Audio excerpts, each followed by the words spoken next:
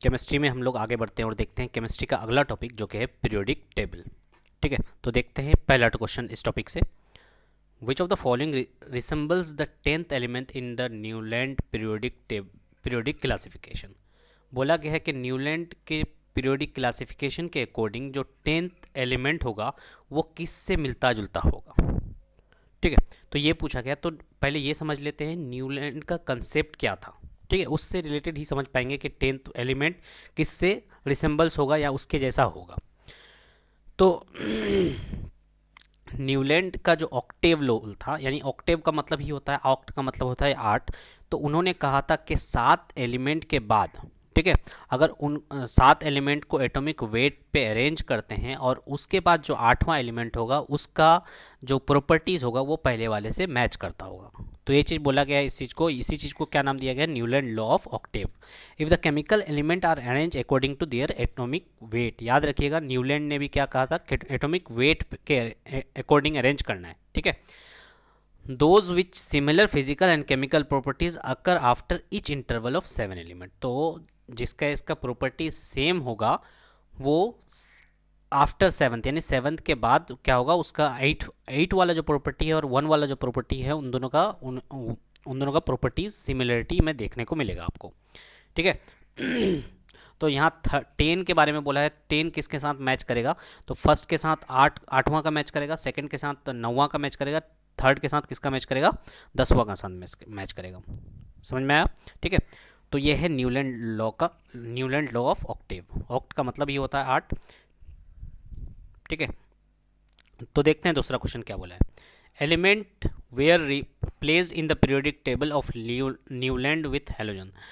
तो न्यूलैंड का जो ऑक्टेव लॉ था उसमें कुछ डिमेरिट्स था। डिमेरिट्स मतलब कमियां थी। तो इसने क्या किया था कि न्यूलैंड ने हेलोजन ग्रुप में ही कुछ कुछ एलिमेंट्स रख दिए थे। वो कौन कौन से एलिमेंट रख दिए थे ये पूछा गया है। ठीक है, ये क्वेश्चन रिपीटेड वे में आता है क्योंकि यही क्वेश्चन बनता है। ठीक है, तो इसका आंसर हो जाएगा आपका कोबाल्ट एंड निकल। ठीक है, हेलोजन के साथ किसको रख दिया था? कोबाल्ट और निकल को रख दिया था,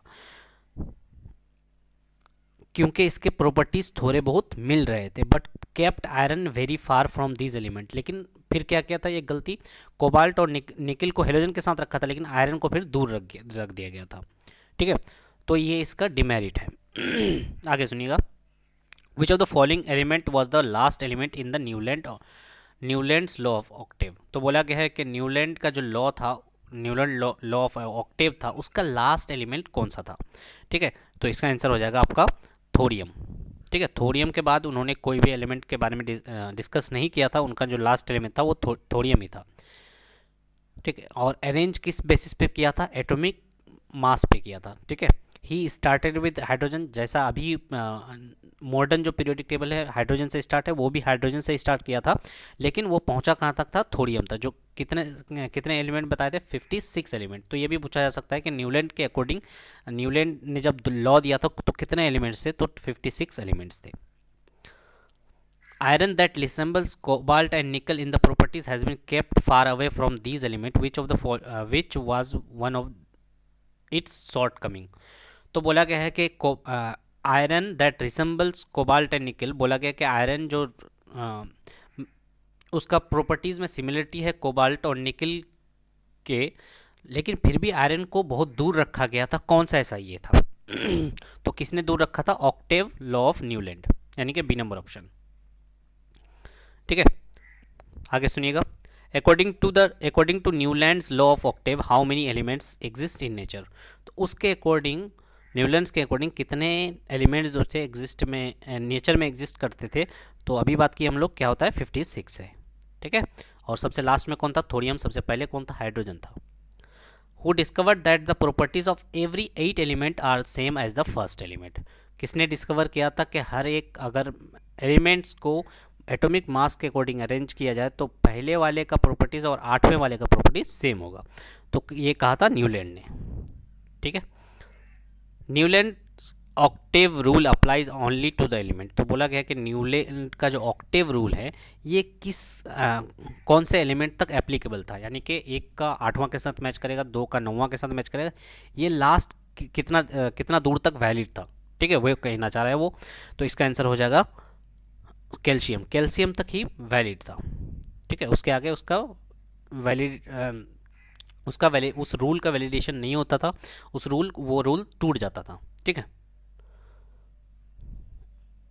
तो जिसका हायर एटॉमिक मासेस था उसके लिए ये जो ऑक्टेव रूल है ये फॉलो नहीं होता था, ठीक है।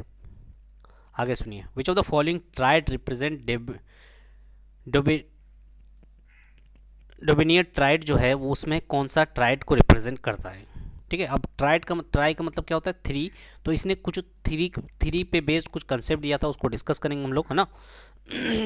तो डिबेनियर का जो ट्राइड का लॉ है वो क्या कहता है कि अगर आपने एटॉमिक मास को अरेंज किया है इंक्रीजिंग ऑर्डर एटॉमिक मास से, ठीक है, तो बीच वाला जो एलिमेंट होगा, ठीक है, ये बीच वाला, जैसे इसको अरेंज किया आप लिथियम सोडियम पोटेशियम को, ठीक है, जो बीच वाला एलिमेंट होगा, ठीक है, वो बराबर होगा इन दोनों के, यानी कि जो दोनों दो एक्सट्रीम वाले के समेशन डिवाइडेड बाई 2 के, यानी कि एवरेज के बराबर होगा।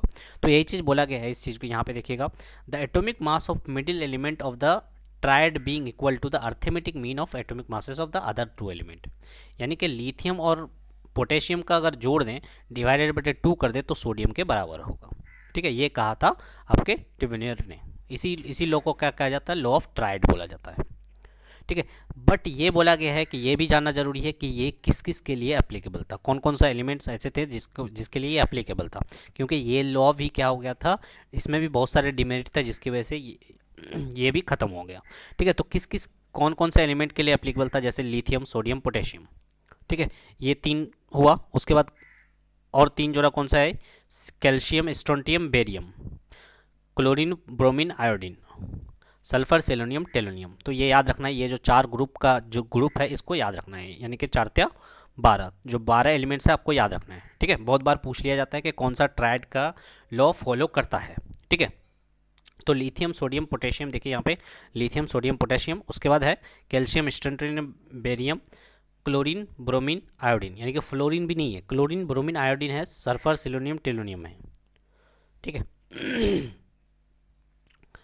Next, the law of tried was given by, तो लॉ ऑफ ट्राइड किसके द्वारा दिया गया था, तो ये हो जाएगा डी नंबर आंसर, डोबेनियर, ठीक है। The first and third member of the Dobereiner triad are phosphorus and antimony, the second member of the triad is. तो बोला गया कि फर्स्ट और थर्ड मेंबर जो है ये है आपका फॉस्फोरस और एंटीमनी। बताइए कि सेकंड मेंबर क्या होगा। तो हम लोग कैसे निकालते हैं लॉ ऑफ ट्राइड में कि एक्सट्रीम वन यानी पहला वाला और तीसरा वाले को जोड़ते हैं, डिवाइडेड बाई 2 करते हैं, तो सेकंड वन का निकल जाता है। तो हमको पहले एटॉमिक मासेस जानना जरूरी है, एटॉमिक मास क्या होता है। तो एटॉमिक मास जो एंटीमनी का होता है वो होता है 121। बहुत बार सिंबल पूछ लिया जाता है कि एंटीमनी का सिंबल क्या होता है, तो ये होता है एसबी, याद रखिएगा, बहुत ज़्यादा जरूरत पड़ेगा आपको एसबी का। एसबी बोले तो एंटीमनी होता है, ठीक है।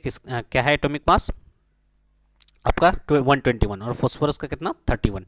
तो इन दोनों को जोड़ करके डिवाइडेड बाई 2 करेंगे तो कितना बचेगा 76, और 76 के आसपास किसका है, तो आर्सेनिक का है, तो ये हो जाएगा आंसर आर्सेनिक, ठीक है। अगला सुनिए, which of the following is the third member of Dobereiner triad which is also include lithium and sodium.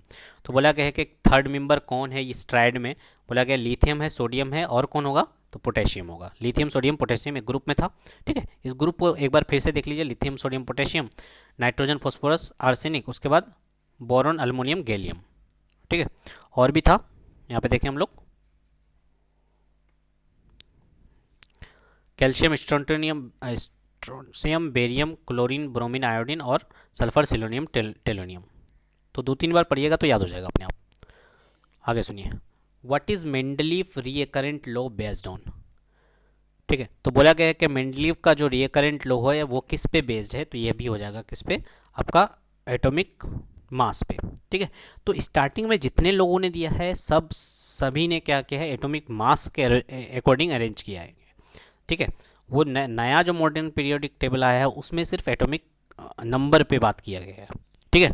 तो according to Mendeleev physical and chemical properties of element depend on their atomic weight, यानी कि physical और chemical properties जो depend करेगा वो atomic weight पे depend करेगा, such that the arranging element in increasing order of atomic weight element with similar properties are repeated after regular interval of increasing atomic weight. ये कहना चाह रहे हैं कि आप अगर एटॉमिक मास के अकॉर्डिंग, एटॉमिक वेट के अकॉर्डिंग आप अगर अरेंज करते हैं तो कुछ इंटरवल के बाद क्या होगा, वो उनका जो है उन एलिमेंट्स का क्या होगा, प्रॉपर्टीज़ रिपीट होगा, और जिसका इसका प्रॉपर्टीज़ रिपीट होता है उसको एक ग्रुप में डाल दीजिए।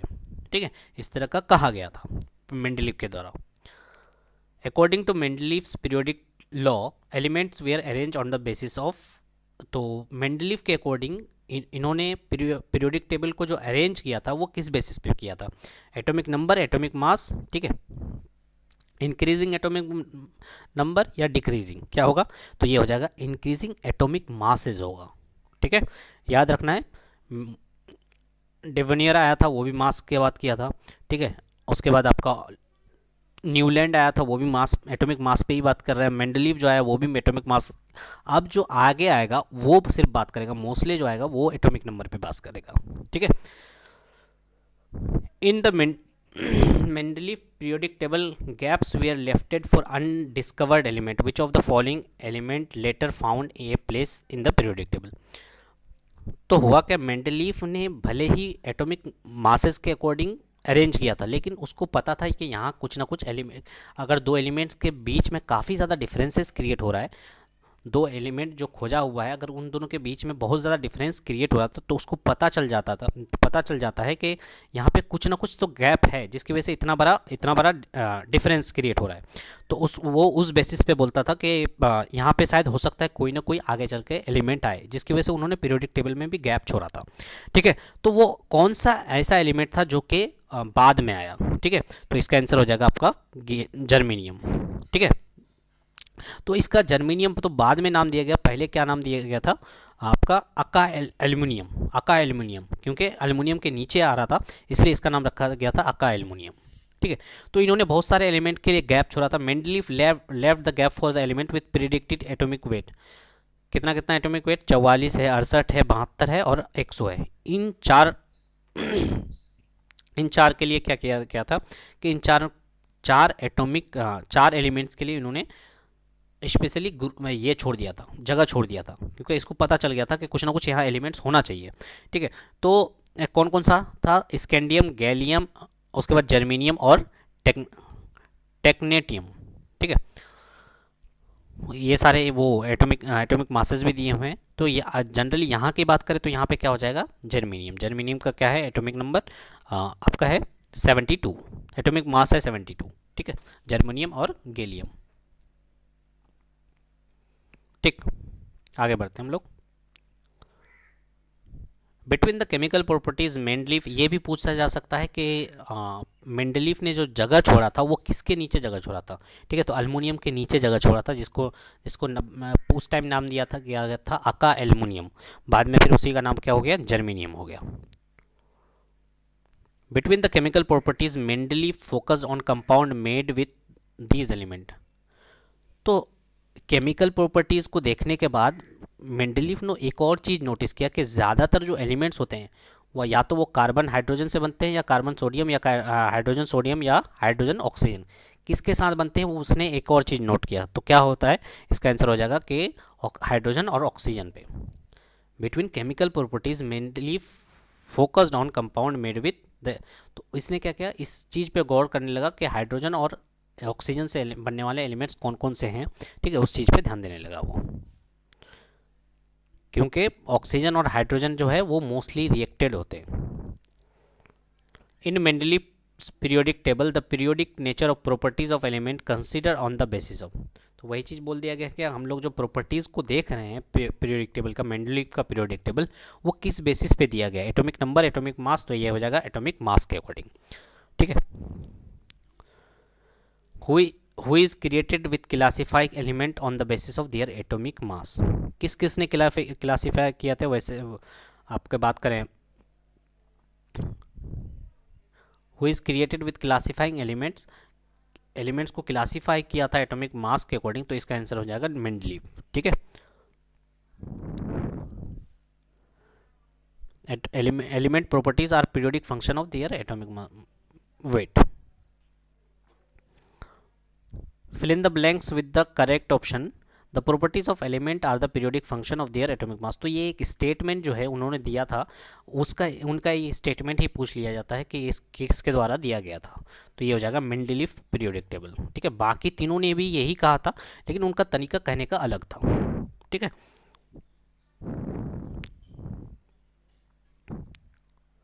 बाकी तीनों ने भी एटॉमिक मास के अकॉर्डिंग ही अरेंज किया था, लेकिन उनका कहने का तरीका कुछ और था। लेकिन इन्होंने डायरेक्ट कह दिया था कि properties of the element are periodic function, direct periodic function होते हैं एटॉमिक मासेस के। तो ये कहा था मेंडलीफ ने। Name the Russian chemist who propose that the properties of element are the periodic function of their atomic masses. तो यही चीज़ रिपीट कर दिया गया है, तो इसका आंसर क्या हो जाएगा, मेंडलीफ हो जाएगा। Mendeleev's periodic table state that the properties of element are periodic function of their. देखिए कितना बार पूछ लिया गया है एक ही क्वेश्चन को। ठीक है, कितना बार दिया जा रहा है। पिछले वाला कहाँ था, एएलपी में पूछा गया था, ये वाला कहाँ है, ये वाला जेई में पूछा गया है। ठीक है, तो इसका आंसर भी क्या हो जाएगा, atomic masses. Which of the following element replace एका एल्युमिनियम। थोड़ी देर पहले ही बात की है कि एका एल्युमिनियम किसको रिप्लेस किया इन मेंडलीव पीरियोडिक टेबल। तो एल्युमिनियम के नीचे जो जगह छोड़ा गया था एका एल्युमिनियम, उसका नाम दिया गया था स्टार्टिंग में, उसी को बाद में नाम क्या बदल दिया गया। तो इसका आंसर हो जाएगा गैलियम। ठीक है, वो gallium Ga। In the modern periodic table the elements are arrange in. अब बात करते हैं मॉडर्न पीरियोडिक टेबल के, यानी कि मेंडलीव को हम लोग पीछे छोड़ चुके हैं। अब आते हैं मॉडर्न पीरियोडिक टेबल जो कि है मोस्ले का। ठीक है, तो मोस्ले जो अरेंज किया था मॉडर्न पीरियोडिक टेबल को, यानी कि पीरियोडिक टेबल को जो अरेंज किया वो किस बेसिस पे किया, तो ये हो जाएगा एटॉमिक नंबर के बेसिस पे। ठीक है, increasing order of atomic number.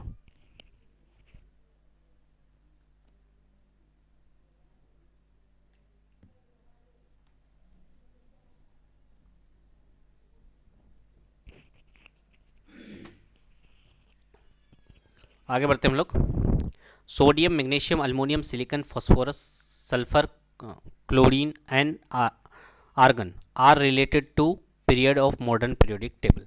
तो ये बोला कि गया है कि सोडियम है, मैग्नीशियम, अल्मोनियम, ये सारे जो एलिमेंट्स हैं ये कौन से पीरियड से इनका लेना देना है, कौन से पीरियड से ये जुड़े हुए हैं। तो इसका आंसर हो जाएगा सोडियम, मैग्नीशियम, अल्मोनियम बोला है, सिलिकॉन बोला है। ठीक है, तो ये हो जाएगा आपका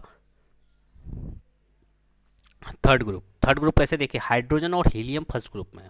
ठीक है, तो इसको बात दे दीजिए, हाइड्रोजन और हीलियम कहाँ गया, फर्स्ट पीरियड में। और सेकंड में कौन है, lithium, beryllium, boron, carbon, nitrogen, oxygen, fluorine, neon, तो ये सारे किस में है, ये सारे सेकंड में। अब थर्ड की बात करें तो यही चीज़ दिया है, sodium, magnesium, aluminium, silicon, phosphorus, sulphur, chlorine, argon, ये सारे कौन से इसमें हैं, तो ये थर्ड पीरियड में है।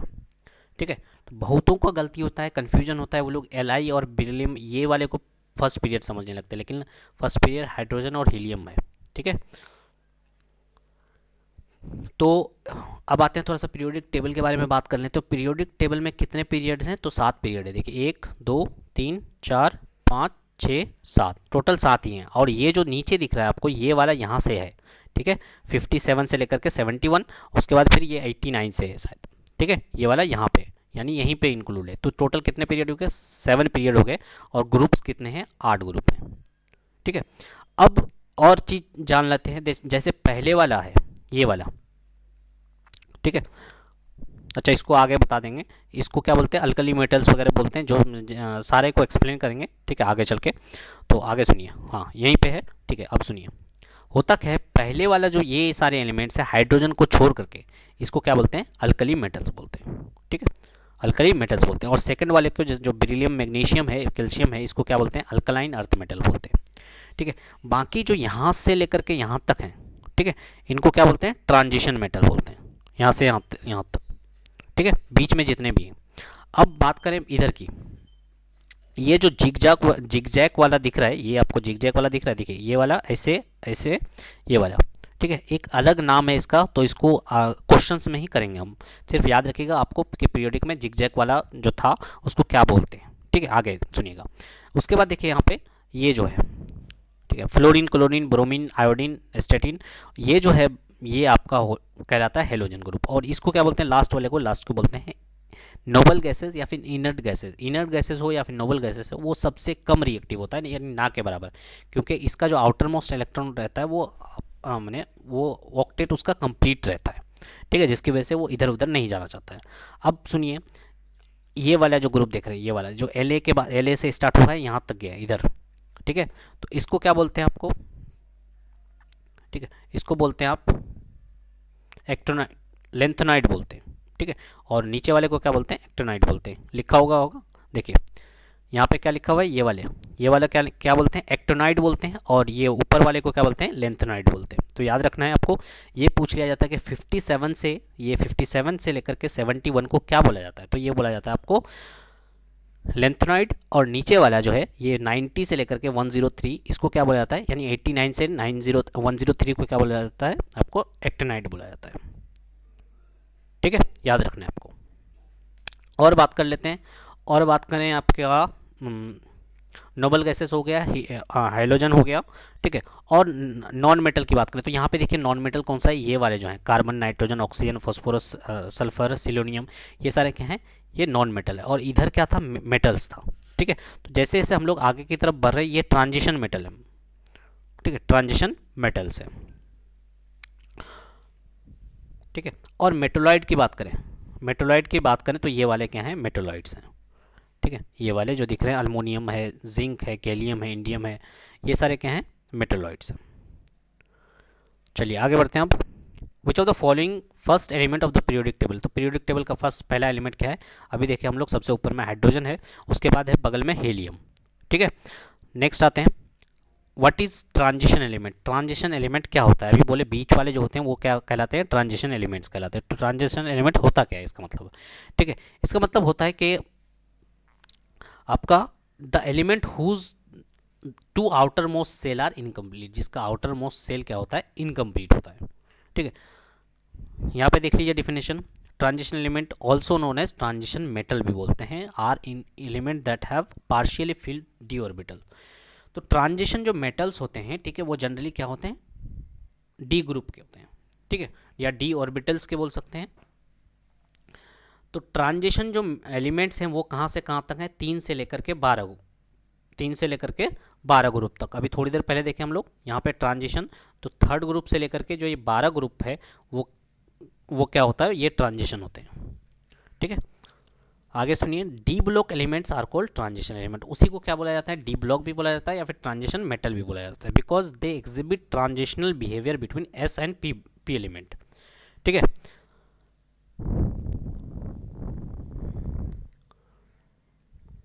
What is the first metalloid element in the modern periodic table, तो बोला गया कि सबसे पहला जो मेटालिक एलिमेंट है वो कौन सा है मॉडर्न पीरियोडिक टेबल में। तो अभी थोड़ी देर पहले देखे हम लोग कि सबसे पहला एलिमेंट जो पीरियोडिक टेबल का है वो है हाइड्रोजन, लेकिन वो तो मेटल नहीं है। लेकिन मेटल कहाँ से स्टार्ट हो रहा है, तो इसका आंसर हो जाएगा लिथियम से। लिथियम, सोडियम, पोटेशियम, ये सारे जो हैं ये अल्कलाइन अर्थ मेटल है, तो मेटल ही तो हुआ है, ठीक है। In the modern periodic table in same group the elements have, तो बोला गया है कि जो सेम ग्रुप में होते हैं उनके पास क्या होता है, same number of proton, same number of neutron या सेम नंबर ऑफ इलेक्ट्रॉन क्या होता है, ठीक है। तो ग्रुप की बात करें, ग्रुप और पीरियड में 2 डिफरेंसेस है, उसको समझिएगा, ठीक है। शायद आगे आने वाले क्वेश्चंस में होगा, बट यहीं अगर डिस्कस करना चाहें तो कर सकते हैं यहाँ पे, ठीक है। तो ग्रुप में क्या होता है, आपका ग्रुप का जो आउटर मोस्ट इलेक्ट्रॉन होता है किसी भी सेल में, ठीक है, ग्रुप का जो आउटर मोस्ट इलेक्ट्रॉन होता है उस किसी भी सेल में वो सेम होता है। तो same outer electron number in outer shell, ठीक है, किसी भी ग्रुप में। जैसे बोल लिए हम ग्रुप नंबर 13, तो 13 ग्रुप में जितने सारे एलिमेंट्स होंगे उनके आउटर मोस्ट सेल में क्या होगा, नंबर ऑफ इलेक्ट्रॉन सेम होंगे। In which of the following groups of modern periodic table noble gases are placed, तो बोला गया है कि मॉडर्न पीरियोडिक टेबल में नोबल गैसेज को कहाँ रखा गया है, तो हेलोजन को रखा गया है 17 में, नोबल गैसेज को या फिर इनर गैस, नोबल गैसेज को क्या बोलते हैं, इनर गैस बोलते हैं, उसको रखा गया है 18 ग्रुप में, ठीक है। आगे सुनिए, which of the following statement is incorrect, कौन सा है जो कि इनकरेक्ट है, बोला गया है the element of the second group is called alkali metal, alkali metal बोलते हैं। दूसरा वाला बोला गया है कि the element of the first group is called alkaline soil metal. तीसरा सुनिए, element of the 17th group is called halogen, तो थोड़ी देर पहली बात की है कि 17th ग्रुप को हेलोजन बोलते हैं, ये सही है। आगे सुनिएगा, पहले वाले को क्या बोलते हैं, अल्कली मेटल बोलते हैं, सुन लीजिए ध्यान से, पहले वाले को क्या बोलते हैं, अल्कली बोलते हैं, और सेकंड वाले को बोलते हैं अल्कलाइन अर्थ मेटल। ठीक है, अर्थ मेटल बोलिए या सॉइल मेटल बोलिए, शायद सेम ही हो, बट ये उल्टा लिखा गया है, सेकंड को पहला बोला गया, पहला को सेकंड कर लिया, यानी सेकंड जो ग्रुप है उसको बोलते हैं अल्कली अर्थ मेटल, और पहला जो ग्रुप है उसको बोलते हैं अल्कलाइन मेटल, तो जस्ट उल्टा लिखा गया है इसको। ठीक है, इसलिए डी ऑप्शन सही है। Alkaline metals are placed in which group in the modern periodic table. तो अल्कलाइन मेटल को कहाँ पे रखा गया है, तो अल्कलाइन मेटल को कहाँ रखा गया, फर्स्ट ग्रुप में। उसके बाद आता है alkaline earth metal. Which of the following element is incorrect, कौन सा चीज़ है जो कि इनकरेक्ट है, बोला गया है साइज के अकॉर्डिंग बात किया गया है। तो साइज को समझने के लिए आपको क्या करना पड़ेगा, आपको यहाँ देखना पड़ेगा पहले। ठीक है, अब देखिए, तो साइज का कंसेप्ट ये है कि जैसे जैसे हम लोग लेफ्ट से पीरियोडिक टेबल में, जैसे जैसे हम लोग लेफ्ट से राइट की तरफ बढ़ते हैं तो क्या होता है, साइज डिक्रीज करता है। सुनिएगा, साइज डिक्रीज करेगा, लेकिन ऊपर से अगर नीचे की ओर आते हैं, यानी टॉप से बॉटम की तरफ आ रहा है, तो वो क्या हो रहा है, साइज बढ़ रहा है। यानी सबसे बड़ा साइज किसका होगा, इसका होगा, सीजीएम का होगा। ठीक है, तो इसका आंसर क्या हो जाएगा, सी नंबर, यानी ऑल आइसोटोप्स ऑफ, इनकरेक्ट पूछा है तो क्या बोले हो जाएगा, all isotope of element are placed in the same group. तो ये बोला गया था कि आइसोटोप्स को क्या सेम ग्रुप में रखते हैं, ऐसा कोई ज़रूरी नहीं है। अब बोला है atomic size increase from top to bottom, atomic size increase होता है, बिल्कुल सही है, इंक्रीज हो रहा है। All elements of the same group have same valency. अब वैलेंसी को मैंने प्रीवियस चैप्टर में डिस्कस कर लिया है। ठीक है, तो होता क्या है वैलेंसी, कि कहना चाह रहा है कि सेम ग्रुप का, मान लीजिए ये ग्रुप है, ठीक है, ग्रुप 2A है, इसका अगर इसके जितने भी एलिमेंट्स होंगे इसका वैलेंसी सेम होगा, बिल्कुल सही होगा। वैलेंसी का मतलब आउटर मोस्ट इलेक्ट्रॉन या तो दे सकता है या ले सकता है। ठीक है, जितने भी वो उसका वैलेंसी कहलाता है। उसके बाद the atomic radius generally decrease from left to right, बोला गया है कि जनरली जो होता है एटॉमिक रेडियस जो होता है वो डिक्रीज करता है लेफ्ट से राइट की ओर, बिल्कुल सही है, लेफ्ट से राइट की ओर बढ़ रहा है तो डिक्रीज कर रहा है। ठीक है, तो इनकरेक्ट पूछा था, इसलिए क्या हो जाएगा, c number. How many groups are and period exist in the modern periodic table, तो कितने ग्रुप्स हैं और कितने पीरियड है, तो ग्रुप हो जाएगा आपका 18 और पीरियड कितने हो जाएंगे, 7। सी नंबर ऑप्शन सही है। Which of the following statement regarding is modern periodic table. ठीक है, तो अभी बात की हम लोग, कितना होता है, 18 ग्रुप होता है और 7 पीरियड होता है। ठीक है, तो हॉरिजेंटल कौन सा होता है, वर्टिकल कौन सा होता है, उसको भी समझना जरूरी है। ठीक है, तो 18 वर्टिकल कॉलम्स होते हैं। ठीक है, 18 वर्टिकल कॉलम हो सकते हैं, जिसको क्या बोलते हैं, ग्रुप बोला जाता है। ठीक है, वर्टिकल कॉलम है कितने, 18, जिसको क्या बोला जाता है, आपको ग्रुप्स बोला जाता है। और 7 जो हॉरिजेंटल कॉलम है उसको बोला जाता है पीरियड। तो यहाँ पे एक ही ऑप्शन है।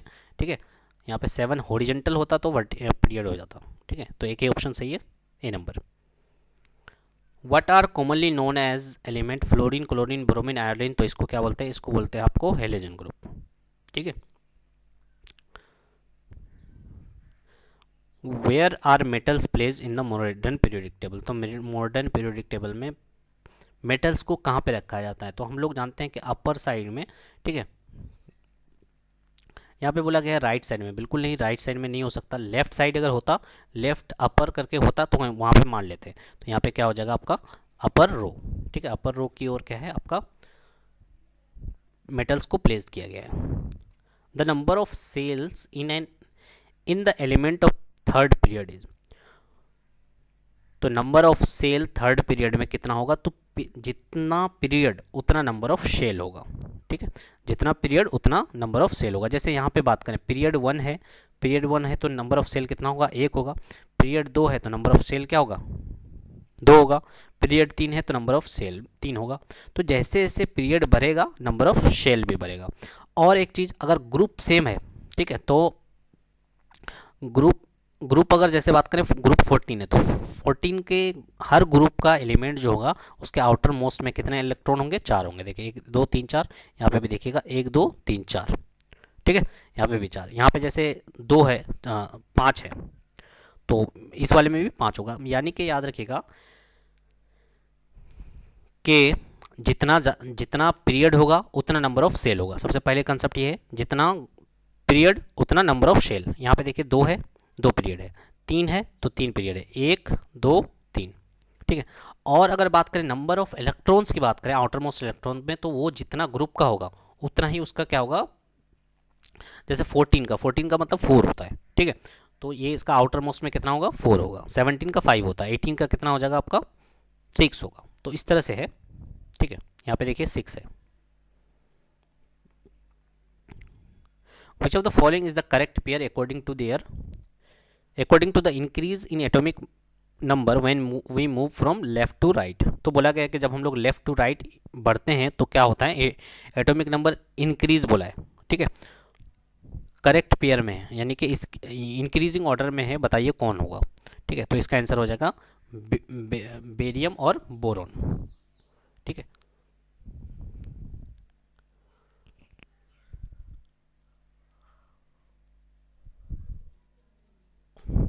एक बार बेरियम और बोरॉन को देख लीजिए कहीं पे पीरियोडिक टेबल, शायद आगे देख लेंगे हम लोग बेरियम और बोरॉन को।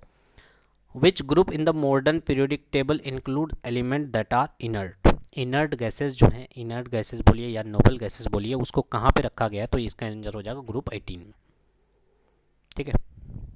The atomic number of 4 elements are follows. तो एटॉमिक नंबर दिया गया फ्लोरीन, फॉस्फोरस, क्लोरीन, आर्गन, ठीक है। तो बोला गया है कि कौन सा केमिकली सिमिलर होगा, केमिकली सिमिलर क्या होगा, तो इसका आंसर आ जाएगा फ्लोरीन और क्लोरीन। फ्लोरीन और क्लोरीन क्यों सिमिलर होगा, क्योंकि उस वो जो है सेम ग्रुप में पड़ता है, उसके प्रॉपर्टीज सिमिलर होने के ज़्यादा से ज़्यादा चांसेस है, क्योंकि ज़्यादा प्रॉपर्टीज सिमिलर था तभी उसको सेम ग्रुप में रखे थे हम लोग। Name the noble gases placed in the third period and 18 group of modern periodic table. तो बोला गया है कि ऐसे एलिमेंट्स का नाम बताइए जो थर्ड पीरियड में पड़ता है और 18 ग्रुप में पड़ता है। तो अभी थोड़ी देर पहले बात की हम लोग, हाइड्रोजन और हीलियम पहले पीरियड में, सोडियम वाला दूसरे पीरियड में, सोडियम के नीचे जो है पोटेशियम वो थर्ड पीरियड में। तो थर्ड पीरियड उसी लाइन में देखिए आगे चल करके हम लोग क्या करेंगे, 18 ग्रुप में होना चाहिए, ठीक है। तो क्या होता है, पहले आपका हीलियम होता है, उसके बाद नियोन होता है, उसके बाद आर्गन होता है, ठीक है। पहले पीरियड में हीलियम, दूसरे पीरियड में नियोन, उसके बाद क्या है, उसके बाद आर्गन है। तो इसका आंसर क्या हो जाएगा, आर्गन हो जाएगा, ठीक है। यहाँ पे देख सकते हैं आप, ठीक है। इसका आंसर क्या हो जाएगा, आर्गन। तो यहाँ पे मुझे क्वेश्चन देना चाहिए था, बट कोई बात नहीं, पहले क्वेश्चन को पढ़ लीजिए, अभी आंसर को हाइड कर लीजिए। इन the modern periodic table which 2 period have 8 element. तो कौन सा दो ऐसा पीरियड है जिसपे सिर्फ कितने होते हैं, 8 ही एलिमेंट होते हैं। तो इसका आंसर हो जाएगा सेकेंड एंड थर्ड, ठीक है। देखिए पहला जो पीरियड है उसमें सिर्फ 2 ही एलिमेंट है, दिख गया, ठीक है, पहला जो पीरियड है। और एक चीज़ बात मैंने बता रहा था कि हीलियम जो है पहले पीरियड में है, नियोन जो है सेकंड पीरियड में है, और थर्ड पीरियड में कौन है, आर्गन है। अब बात करते हैं इस क्वेश्चन पे। देखिए पहला जो पीरियड होता है उसमें सिर्फ 2 ही एलिमेंट है, सेकंड पीरियड में 8 है, थर्ड पीरियड में भी 8 है, ठीक है। लेकिन फोर्थ पीरियड में कौन घुसता है, आपका लेंथराइड घुस जाता है। इसकी वजह से इसमें कितने हो जाते हैं, 18 हो जाते हैं, ठीक है। सॉरी, लेंथराइड यहाँ पे नहीं घुसता है, फोर्थ पीरियड में नहीं घुसता है। फोर्थ पीरियड में क्या हो जाता है, ट्रांजिशन मेटल यहाँ पे आ जा रहे हैं, ठीक है, इसलिए क्या हो जाता है, 18 हो जाता है। और फिफ्थ में भी क्या हो जाता है, 18 हो जाता है। सिक्स्थ में क्या होता है, एक्टोन लेंथोनाइड ऐड हो जाता है यहाँ पे, यहाँ से लेकर के यहाँ तक, ये वाला पूरा, ठीक है। तो इसकी वजह से कितना हो जाता है, 32। और सेवन्थ पीरियड में कितने हैं, 72। तो याद रखना आसान है, 2 8 2 8 8 18 18 32, ठीक है। पहले वाले में पीरियड में 2 एलिमेंट, दूसरे वाले में 8 एलिमेंट, तीसरे वाले में भी 8 एलिमेंट, चौथे वाले में 18, पाँचवें वाले में 18, और छठे और सातवें में 32, ठीक है। तो वही चीज़ पूछा गया था कि कौन से में 8 एलिमेंट्स होते हैं, कौन से 2 में। तो इसका आंसर हो जाएगा 2 and 3rd।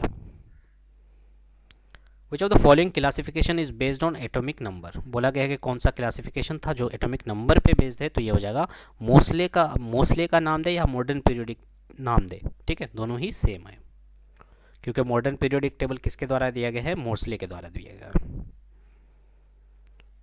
The modern periodic table was discovered by, किसके द्वारा मॉडर्न पीरियोडिक टेबल डिस्कवर किया गया, तो ये जाएगा Moseley. Non metal like sulphur and chlorine are found in the periodic table. तो बोला गया कि नॉन मेटल जो है सल्फर और क्लोरीन कहाँ पे मिलेगा आपको पीरियोडिक टेबल में। तो हम लोग बात किए कि लेफ्ट में ऊपर की तरफ जो होता है मेटल होता है, उसके बाद चले आए आप अगर राइट की तरफ आ जाए, ठीक है, तो ऊपर में नॉन मेटल्स होते हैं, ठीक है। तो ऑन द राइट होना चाहिए, यहाँ पे देख लेते हैं, ऑन द राइट हो है, ठीक है answer.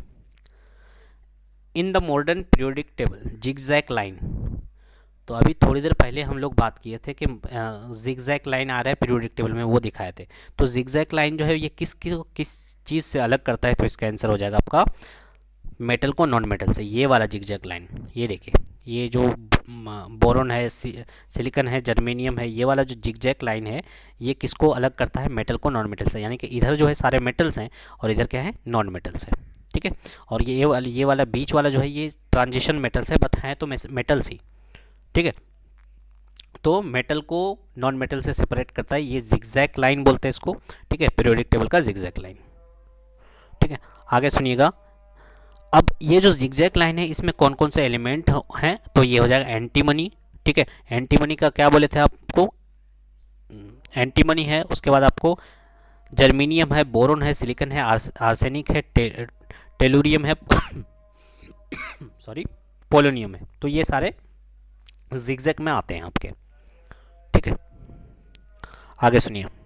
Lanthanide and actinides are called, lanthanide और एक्टिनाइड्स को क्या बोल सकते हैं हम लोग, इंटरनल ट्रांजिशन एलिमेंट भी बोल सकते हैं, क्योंकि वो ट्रांजिशन ग्रुप में ही पड़ता है। ठीक है, उसी को क्या बोलते हैं, इंटरनल ट्रांजिशन एलिमेंट्स बोलते हैं। ठीक है, आगे सुनिए। Are generally exhibit variable valency, तो कौन ऐसा ब्लॉक का एलिमेंट है जो कि वेरिएबल वैलेंसी शो कराता है, तो इसका आंसर हो जाएगा डी ब्लॉक के जो एलिमेंट्स होते हैं ना, यानी कि ट्रांजिशन वाले जो हैं वो वेरिएबल वैलेंसी शो कराते हैं, क्योंकि वो ट्रांजिशन हो रहा है उसका एस ब्लॉक से पी ब्लॉक की तरफ, इसलिए क्या बोला जाता है उसको, ट्रांजिशन बोलते हैं या फिर डी ब्लॉक एलिमेंट्स बोलते हैं। तो काफ़ी ज़्यादा उनका वेरिएबल वैलेंसी होता है। ठीक है, जैसे बात करें टिन का हुआ, कॉपर का हुआ, मरकरी का हुआ, आयरन का हुआ। आगे सुनिए। What are the vertical column present in the modern periodic table, तो वर्टिकल कॉलम जो प्रेजेंट होते हैं मॉडर्न पीरियोडिक टेबल में उसको क्या बोला जाता है। ठीक है, अब सोच के देखिए वर्टिकल कॉलम क्या कौन सा होता है, एक होता है हॉरिजॉन्टल, एक होता है वर्टिकल। तो वर्टिकल को तो ग्रुप्स बोलते हैं। ठीक है, तो इसका आंसर हो जाएगा ग्रुप। तो मुझे नहीं समझ में आया या ग्रुप्स और ग्रुप में क्या डिफरेंस है, पता नहीं। ठीक है, ए होना चाहिए, पता नहीं अब क्या है, ग्रुप्स या ग्रुप अलग है, कुछ और है, पता नहीं, आप सिंगुलर प्लूरल करके बनाया है, नहीं पता। ठीक है, तो आंसर तो ए होना चाहिए, बट बुक में शायद सी दिया है। ठीक है, इसलिए मैंने ए और सी दोनों को ये किया है। What are the 14 element after actinium called, तो जो एक्टिनियम के बाद 14 एलिमेंट्स बचते हैं उसको क्या बोला जाता है, तो उसको बोलते हैं आप एक्टिनाइड। क्योंकि यहाँ पे देखिए एक्टिनियम ये है लेंथेनियम, तो अगर पूछ लेता कि लेंथेनियम के बाद जो 14 एलिमेंट्स बचते हैं उसको क्या बोला जाता है, तो उसको बोलते हैं लेंथेनाइड। ठीक है, और एक्टिनियम के बाद जितने सारे एलिमेंट हैं उसको क्या बोला जाता है, एक्टिनाइड बोला जाता है। देखिए नाम से भी पकड़ सकते हैं आप, एक्टिनियम से एक्टिनाइड और लेंथेनियम से लेंथेनाइड। ठीक है, 14 एलिमेंट्स हैं दोनों जगह। ठीक है, आगे। विच of the following is not a noble gas, कौन सा नोबल गैस नहीं है, तो हम लोग हीलियम, नियोन, आर्गन, क्रिप्टन ये सब पढ़ चुके हैं। हाइड्रोजन जो है ये नोबल गैस नहीं है। अब बोला है कौन सा करेक्ट ऑर्डर है, सही है गलत है। ठीक है, वो बोला है आपको देखना है कौन सा सही है। ठीक है, किधर से किधर जा रहे हैं हम लोग, left to right in the periodic, top to bottom in the group. ठीक है, लेफ्ट से राइट की ओर जा रहा है और पीरियड में टॉप से बॉटम की ओर आ रहे हैं। बताइए कौन सा सही होगा। तो कुछ कुछ चीज़ जान लेते हैं यहाँ पे। ठीक है, आसानी होगी। जैसे हम लोग बात करें कि एटॉमिक साइज़ की बात कर चुके हैं हम लोग। एटॉमिक साइज़ ऊपर से नीचे आते हैं तो बढ़ता है, इधर से उधर जाते हैं तो घटता है। ठीक है, लेफ्ट से राइट जाता है तो घटता है। और बात करें जैसे बात करें आयोनाइजेशन एनर्जी की, तो लेफ्ट से राइट जाने से बढ़ता है। ठीक है, उसके बाद बात करें आयोनाइजेशन एनर्जी नीचे से ऊपर जाने से भी बढ़ता है, तो सबसे ऊपर में होगा आयोनाइजेशन एनर्जी सबसे ज़्यादा। अब ये आयोनाइजेशन एनर्जी क्या है, इलेक्ट्रॉन एफिनिटी क्या है आपकी बात करें, उसके बाद इलेक्ट्रोनेगेटिविटी क्या है, तो इसको हर एक टर्म को हम लोग डिफाइन करेंगे, बट यहाँ पे देख लेते हैं सिर्फ क्या है कि किधर से किधर बढ़ रहा है। इलेक्ट्रॉन एफिनिटी भी क्या है, यहाँ पे बढ़ रहा है। ठीक है, यानी कि लेफ्ट से राइट आएंगे तो बढ़ेगा और नीचे से ऊपर आएंगे तो भी बढ़ेगा, तो यहाँ पे बढ़ने वाला हो गया आपका इलेक्ट्रॉन एफिनिटी। उसके बाद मेटालिक कैरेक्टर जो है, मेटालिक कैरेक्टर इधर से इधर की ओर आएंगे तो मेटालिक कैरेक्टर बढ़ेगा। ठीक है, यानी नीचे की ओर जितना जाएंगे वो क्या होगा, मेटालिक कैरेक्टर बढ़ेगा। ठीक है, और लेफ्ट से राइट अगर अपवर्ड की तरफ जाते हैं तो हम लोग नॉन मेटालिक कैरेक्टर बढ़ता है। ठीक है, और एटॉमिक रेडियस की बात कर चुके हैं हम लोग, तो यहाँ से आंसर हो जाएगा आपका। ठीक है, सी नंबर। ठीक, आगे सुनिए। Electronegativity is the measure of of an atom. तो बात की इलेक्ट्रोनेगेटिविटी होता क्या है, इस चीज़ को समझना जरूरी है। इलेक्ट्रोनेगेटिविटी होता क्या है, the relative ability of each atom to attract the bounded pairs of electron towards itself. तो कोई भी एटम जो है वो अपनी तरफ इलेक्ट्रॉन को कितना खींच पा रहा है, ठीक है, वो उसका इलेक्ट्रोनेगेटिविटी होता है। तो इलेक्ट्रोनेगेटिविटी की बात करें कि इलेक्ट्रोनेगेटिविटी सबसे ज़्यादा किसका होता है, तो वो होता है फ्लोरीन का। याद रखना है, फ्लोरीन का सबसे ज़्यादा होता है। और सबसे कम किसका होता है, तो ये हो जाएगा सीजियम एंड फ्रांसियम का। ठीक है, तो ऑप्शन में बहुत बार सीजियम ही होता है, तो सीजियम ही मार्क करके आएंगे हम लोग। लीस्ट इलेक्ट्रोनेगेटिव हो जाएगा सीजियम, और मोस्ट इलेक्ट्रोनेगेटिव क्या हो जाएगा, फ्लोरीन होगा। और क्या बोले कि इलेक्ट्रोनेगेटिविटी जो इंक्रीज करता है from top to bottom to top, ठीक है, इलेक्ट्रोनेगेटिविटी इंक्रीज करेगा नीचे से ऊपर की तरफ, और and increase from left to right across the period. तो लेफ्ट टू राइट क्या करेगा, इंक्रीज करेगा, यानी कि कोने में ही जो जाकर के लेफ्ट साइड का जो ऊपर वाला कोना है वहाँ पे सबसे ज़्यादा होगा। ठीक है, इलेक्ट्रोनेगेटिविटी की बात करें या इलेक्ट्रॉन एफिनिटी की बात करें, ठीक है, वो सारा ही कोना में, यहाँ ये वाला कोना में सबसे ज़्यादा होगा। विच of the following elements has the highest electronegativity, तो किसका हाईएस्ट इलेक्ट्रोनेगेटिविटी होगा, तो ये हो जाएगा फ्लोरीन का। विच of the following statement is correct, true और फॉल्स, कौन सा स्टेटमेंट है जो कि फॉल्स है या फिर ट्रू है। ठीक है, तो इसका आंसर क्या हो जाएगा आपका, ए नंबर होगा। क्यों ए नंबर होगा, ए नंबर मतलब both statement A is correct but B is false. क्यों ए करेक्ट है, ये देखिएगा, while moving from left to right move कर रहे हैं आप in a period, the chemical reaction of the element first decrease and then increase. तो element का जो रिएक्टिविटी होता है, ठीक है, लेफ्ट टू राइट जब मूव करते हैं तो वो पहले इंक्रीज करता है फिर डिक्रीज करता है, सॉरी पहले डिक्रीज करता है उसके बाद फिर क्या करता है, इंक्रीज करता है। यहाँ पे पूरा दिखाया गया है कैसे कैसे बढ़ रहा है, यानी कि मेटल का जो रिएक्टिविटी है इधर से इधर बढ़ रहा है, ठीक है, और मेटल का रिएक्टिविटी इधर से इधर बढ़ रहा है। लेकिन नॉन मेटल की बात करें तो इधर से इधर जैसे जैसे बढ़ेंगे वो बढ़ रहा है, नॉन मेटल ये बढ़ रहा है। ठीक है, तो यहाँ पे पूछा गया है वही चीज़। उसके बाद बात करें reactivity of non metal increase when moving down the group of the periodic table, तो ये क्या है, गलत है। Ionization potential of nitrogen is, ionization potential जो होता है नाइट्रोजन का वो क्या होता है, ज़्यादा होता है या कम होता है ऑक्सीजन के मुकाबले, ठीक है, या फिर सेम होता है। तो इसका आंसर हो जाएगा कि आयोनाइजेशन पोटेंशियल जो होता है वो मोर होता है ऑक्सीजन का। क्यों, आयोनाइजेशन पोटेंशियल ऑफ नाइट्रोजन जो होता है वो मोर होता है ऑक्सीजन से। क्यों, क्योंकि इसमें जो होता है ना आपका आयोनाइजेशन पोटेंशियल का मतलब क्या होता है पहले वो समझ लीजिए। The amount of energy required to remove an electron from isolated atom, आप अगर किसी एटम से इलेक्ट्रॉन को आप वहाँ से निकाल रहे हैं तो उसके लिए जो एनर्जी खर्च होता है उसी को बोलते हैं आयोनाइजेशन पोटेंशियल या आयोनाइजेशन एनर्जी। तो आपको होगा क्या, यहाँ पे दिक्कत ये आती है कि नाइट्रोजन में ऐसा क्यों है, क्योंकि नाइट्रोजन हाफ फील्ड है, ठीक है, उसका जो ऑर्बिटल है वो हाफ फील्ड है, लेकिन ऑक्सीजन के साथ ऐसा कोई केस नहीं है। ठीक है, तो नाइट्रोजन का जब हाफ फील्ड है तो उसको निकालने में ज़्यादा दुश्वारियाँ होंगी आपको। ठीक है, आयोनाइजेशन पोटेंशियल या आयोनाइजेशन एनर्जी उसी को कहते हैं कि इलेक्ट्रॉन निकालने के लिए आपको जितना ज़्यादा अमाउंट ऑफ एनर्जी लगेगा उसी को बोलते हैं आयोनाइजेशन पोटेंशियल या आयोनाइजेशन एनर्जी। ठीक है, तो अब ये क्या है, नाइट्रोजन का जो ऑक्टेट रहता है वो हाफ फील्ड रहता है, ठीक है, तो जिसकी वजह से आपको निकालने में बहुत ज़्यादा एनर्जी देना पड़ेगा, इसलिए इसका एनर्जी जो आयोनाइजेशन पोटेंशियल होता है वो ज़्यादा होता है ऑक्सीजन से। The atomic radius of potassium is, तो बोला गया है कि एटॉमिक रेडियस पोटेशियम और सोडियम का किसका ज़्यादा होगा, तो potassium is more than of sodium, sodium ऊपर है पोटेशियम नीचे है, तो किसका ज़्यादा होगा, बी नंबर होगा, यानी पोटेशियम का ज़्यादा होता है, सोडियम ऊपर है। ठीक है, तो हम लोग जानते हैं कि नीचे से ऊपर आते हैं, नीचे से अगर ऊपर की ओर आते हैं, नीचे से ऊपर की ओर, सॉरी ऊपर से नीचे की ओर आते हैं तो एटॉमिक रेडियस बढ़ता है। तो देख लीजिए सोडियम है पोटेशियम है तो किसका ज़्यादा होगा, पोटेशियम का ज़्यादा होगा। Elements of A group have similar chemical properties because, तो बोला गया है कि किसी भी ग्रुप को उठा लीजिए, ठीक है, उसमें केमिकल प्रॉपर्टीज सिमिलर क्यों होता है। ठीक है, क्योंकि थोड़ी देर पहले बताया हम लोग कि कोई भी ग्रुप की बात करते हैं हम लोग तो किसी भी ग्रुप में आउटर मोस्ट में जो इलेक्ट्रॉन्स होते हैं वो सिमिलर होते हैं। ठीक है, ये समझ लीजिए, और पीरियड में क्या होता है, नंबर ऑफ सेल्स इक्वल होते हैं। तो यहाँ पे क्या केस होगा कि they have same electronic configuration. ठीक है, क्योंकि नंबर ऑफ इलेक्ट्रॉन्स जो होते हैं आउटर मोस्ट में वो सेम होते हैं, जिसकी वजह से उसका इलेक्ट्रॉनिक कॉन्फ़िगरेशन भी सिमिलर ही होता है। Which of the following is the largest size atom, कौन सा है जो कि लार्जेस्ट साइज एटम है? तो आपको पहले पता होना पड़ेगा कि कहाँ कहाँ पे कौन सा एलिमेंट है। सिलिकॉन, सल्फर, फॉस्फोरस, अल्मोनियम, कौन सा एलिमेंट कहाँ पे है, जब तक नहीं पता पाइएगा कि कौन सा ग्रुप में है, कौन सा पीरियड में है, तब तक नहीं कर पाइएगा ये क्वेश्चन। ठीक है, तो सल्फर, ठीक है, तो एक बार देख लीजिए सिलिकॉन कहाँ पे है, सिलिकॉन यहाँ पे कार्बन के नीचे, सल्फर कहाँ पे है, ऑक्सीजन के नीचे, ठीक है, उसके बाद फॉस्फोरस कहाँ है, नाइट्रोजन के नीचे, उसके बाद अल्मोनियम कहाँ है, बोरोन के नीचे। तो ये वाले एलिमेंट्स, ठीक है, तो हम लोग जानते हैं कि इधर से इधर की ओर जा रहे हैं तो साइज क्या होगा, घटेगा। ठीक है, लेफ्ट से राइट की ओर जा रहे हैं तो साइज घटेगा, तो साइज सबसे बड़ा किसका होगा, सल्फर का होगा। क्लियर? ठीक है, सॉरी, साइज सबसे बड़ा किसका होगा, अल्मोनियम का होगा, क्योंकि हम लोग लेफ्ट से राइट की ओर जाते हैं तो साइज घटता है, ऊपर से नीचे की ओर आते हैं तो साइज बढ़ता है।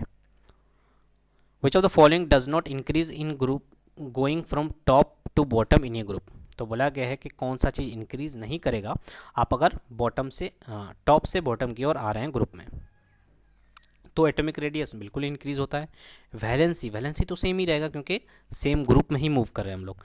मेटालिक प्रॉपर्टीज़ बिल्कुल सही है, मेटालिक प्रॉपर्टीज़ बढ़ता है हम लोग जैसे ऊपर से नीचे की ओर आते हैं। Number of cell in an element, तो हम लोग बोले कि जैसे जैसे नीचे की ओर आएंगे तो क्या होगा, पीरियड चेंज होगा, पीरियड क्या होगा, बढ़ते जाएगा, 1 2 3 4 करके बढ़ते जाएगा। तो नंबर ऑफ सेल भी क्या होगा, इंक्रीज करेगा। बोला गया है कौन सा चीज़ इंक्रीज नहीं करेगा, तो वो हो जाएगा वैलेंसी। वैलेंसी क्यों चेंज नहीं करेगा, क्योंकि किसी भी ग्रुप में आउटर मोस्ट इलेक्ट्रॉन जो होते हैं वो सेम होते हैं। ठीक है, तो ये हो जाएगा B number. In the periodic table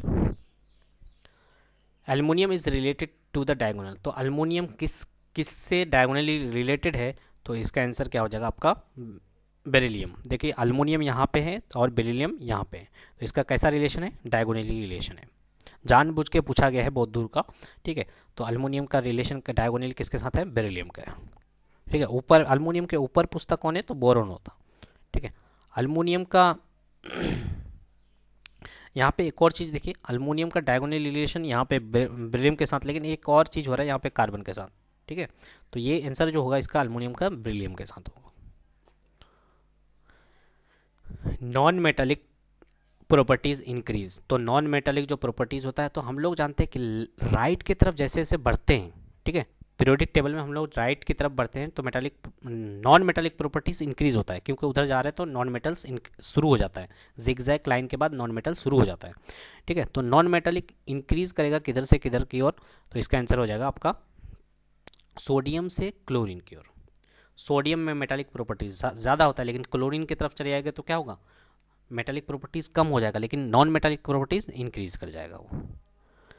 which element has the highest electron affinity in halogen, तो ये बहुत बार पूछा जाता है। हम लोग सबसे मोस्ट इलेक्ट्रॉन नेगेटिविटी की बात करें तो फ्लोरीन होता है, लेकिन इलेक्ट्रॉन एफिनिटी की बात करें तो ये होता है आपका, ये होता है क्लोरीन का। ठीक है, अब इलेक्ट्रॉन एफिनिटी क्या होता है ये भी जान लें। ठीक है, the energy release when an electron is added to a neutral atom to produce a negatively charge ion is called electron affinity. तो आप जब कभी भी इलेक्ट्रॉन को ऐड करते हैं तो उससे जो एनर्जी रिलीज होता है उसी को क्या बोलते हैं, इलेक्ट्रॉन एफिनिटी बोलते हैं आपको। ठीक है, the energy release when an electron is added to a neutral atom to produce negatively charge ion. ठीक है, तो इलेक्ट्रॉन नेगेटिविटी की बात करें तो फ्लोरीन, इलेक्ट्रॉन एफिनिटी की बात करें तो क्लोरीन। ठीक है, तो इलेक्ट्रॉन एफिनिटी को देख लीजिए, यहाँ पे सबसे ज़्यादा किसका है, क्लोरीन का है। ठीक है, इलेक्ट्रॉन एफिनिटी की बात करें या इलेक्ट्रॉन नेगेटिविटी की बात करें, दोनों ही इधर से इधर बढ़ता ही है। ठीक है, लेफ्ट से राइट की ओर आएंगे तो बढ़ेगा और नीचे से ऊपर की ओर आएंगे तो बढ़ेगा। ठीक है, यानी कि नीचे से ऊपर की ओर आएंगे तो बढ़ेगा, तो सबसे ज़्यादा ये वाला एलिमेंट का होना चाहिए, लेकिन इलेक्ट्रॉन नेगेटिविटी फ्लोरीन का सबसे ज़्यादा होता है और इलेक्ट्रॉन एफिनिटी क्लोरीन का सबसे ज़्यादा होता है। The atomic radius is use to measure the size of, तो एटॉमिक रेडियस से हम लोग क्या मेज़र कर सकते हैं। ठीक है, क्या मेज़र करना चाहता है ये कहना चाह रहा है, तो एटम्स को मेज़र करते हैं हम लोग। एटॉमिक रेडियस और atomic radii is the total distance from the nucleus. अच्छा, ये भी पूछा जा सकता है कि ये डिस्टेंस जो होता है ये मेजर किसका किसके बीच में डिस्टेंस है। तो एटॉमिक रेडियस जो होता है वो टोटल डिस्टेंस होता है न्यूक्लियस से कहाँ तक के, nucleus of an atom to the outer most orbital of its electron. तो न्यूक्लियस से लेकर के जो उसका आउटर मोस्ट इलेक्ट्रॉन है उस ऑर्बिटल का, उसी के बीच में डिस्टेंस होता है। ठीक है, तो न्यूक्लियस से लेकर के उसका आउटर मोस्ट ऑर्बिटल का जो डिस्टेंस होता है उसी को बोलते हैं हम लोग क्या, atomic radius. Has the largest electron affinity, बात कर चुके हैं, क्लोरीन होता है। With the increase in atomic number in period, atomic number जैसे जैसे बढ़ेगा तो मेटालिक प्रॉपर्टी भी क्या होता है, ठीक है, बढ़ता है। अच्छा, पीरियड की बात बोला है, ये भी देख लेना, पीरियड बोला है, ग्रुप बोला है, तो पीरियड में तो मेटालिक करेक्टर इंक्रीज होता है, तो ए नंबर ही ऑप्शन होना चाहिए। ठीक है, with increase in atomic number, atomic number जैसे जैसे इंक्रीज करता है पीरियड में, पीरियड की बात करें तो ये with increase in atomic number in period, ठीक है, तो ये ऑप्शन ए ही होना चाहिए, मेटल करेक्टर इंक्रीज होना चाहिए।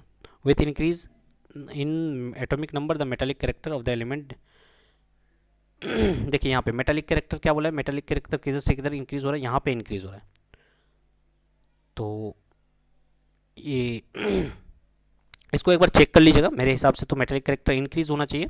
ठीक है, यहाँ पे शायद ऑप्शन ए होना चाहिए था, with the increase in atomic number, atomic number जैसे जैसे बढ़ता है, ठीक है, एटॉमिक नंबर बढ़ रहा है तो हम लोग का मेटालिक करेक्टर क्या होना चाहिए, इंक्रीज होना चाहिए। ठीक है, अब यहाँ पे मेटालिक करेक्टर डिक्रीज कैसे हो रहा है पता नहीं, ठीक है, क्या हुआ है गलती, इसको देख लीजिएगा एक बार चेक करके, यहाँ पे इमेजेस भी दिया हुआ है, इसको थोड़ा समझ करके आप कमेंट में एक्सप्लेन कर दीजिएगा, कमेंट में ये कर दीजिएगा कि कहाँ गलती हो रहा है। ठीक है, और इस पिक्चर के थ्रू समझने की कोशिश कीजिएगा, ज़्यादा अच्छा रहेगा। विच of the following elements has maximum atomic radius, सब इन सारे एलिमेंट्स में एटॉमिक रेडियस किसका भरा होगा, तो पहले पता होना पड़ेगा कौन किस ग्रुप में है, पीरियड में है। ठीक है, सोडियम सबसे स्टार्टिंग वाले में है, उसके बाद फॉस्फोरस जो है नाइट्रोजन के नीचे है, उसके बाद क्लोरीन जो है फ्लोरीन के नीचे है, और सल्फर जो है वो ऑक्सीजन के नीचे। तो मैक्सिमम किसका होगा, मैक्सिमम हो जाएगा जो स्टार्टिंग में कौन है, सोडियम। ठीक है, सोडियम जो है उसका एटॉमिक रेडियस ज़्यादा होगा।